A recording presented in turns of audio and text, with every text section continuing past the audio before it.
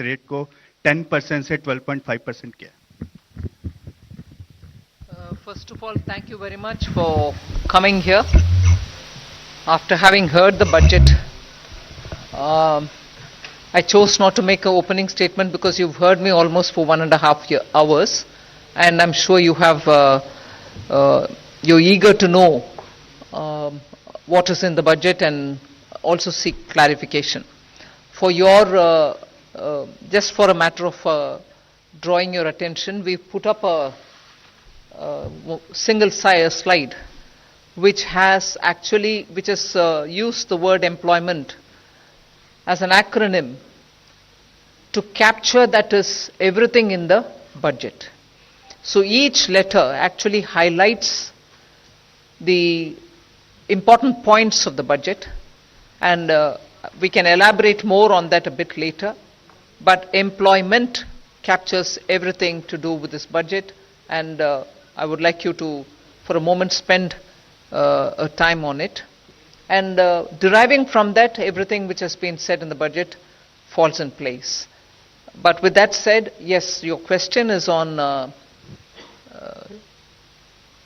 the point there is we wanted to simplify the approach to taxation, also for the capital gains. One. Second, if anything, the average taxation actually has come down when we say it is 12.5%. Because we've worked out for each of the different asset classes, each varied with the indexation. I'll ask secretaries to elaborate on it. But the point that we brought it down from below the average to 12.5, which is the lowest if you can look at the last several years, encourages investment in the markets. With that said, I'll ask Somanathan or who is going to elaborate, Sanjay, on the specifics. So you had, there were I think 2 or more parts to your question. One was on real estate and gold and other assets. So earlier the rate was 20% with indexation. It has now been reduced to 12.5% without indexation. If you assume that the rate of return on real estate is typically above 10% per annum, and if you take inflation at about 4% per annum, the real rate of return was earlier, let's say, somewhere between 6 and 16% per annum in real estate. If it was 16%, 20% of 16% was being taxed. The effective rate was 16%. It has gone down to 12.5%. If the rate of return was 10% per annum nominal, it has also remained approximately the same at 12.5%. So actually there is either a reduction or no change in respect of the effective rate of tax on property and gold. Now, as regards the equity, yes, it has gone up from 10 to 12.5, but you'll also find that unlisted equity has gone down from 20 with indexation to 12.5 without indexation. Basically, we have a very, very simple, easy regime. All listed, all unlisted are at 12.5% long term. And all are at 20%, equities are at 20% and everything else is at applicable rate for short term. So yes, short term has gone up, and yes, long term has been rationalized. It has not necessarily gone up. And Sanjay, would you like to add anything? One point I would like to add over here is that we also need to keep in mind as to the kind of people who are actually paying these taxes, the capital gains on the securities, the listed securities especially. And so over there, when we did this analysis for the year 22-23, we found that about 88% of the tax is actually coming from people who have an income of more than 15 lakh. 61% of that income is actually coming from people who have an income of more than 1 crore. That is income on capital gains on this. And we are all aware that otherwise, the standard rate is, about 30%. And for some it can go up to 39%. So this marginal, very small marginal increase is actually impacting only those, primarily those who have an income of more than 15 lakh rupees per year. Okay, number 3. on capital gains. Ma'am, Timsi Jaipuria from CNBC TV 18. You announced a very lucrative new tax regime with changes in tax slabs. A lot of new changes are there in the income tax side, on the revenue side, and in the speech you mentioned that revenue foregone will be around 29,000 crore rupees, whereas government will now try to mobilize around 30,000 crore rupees.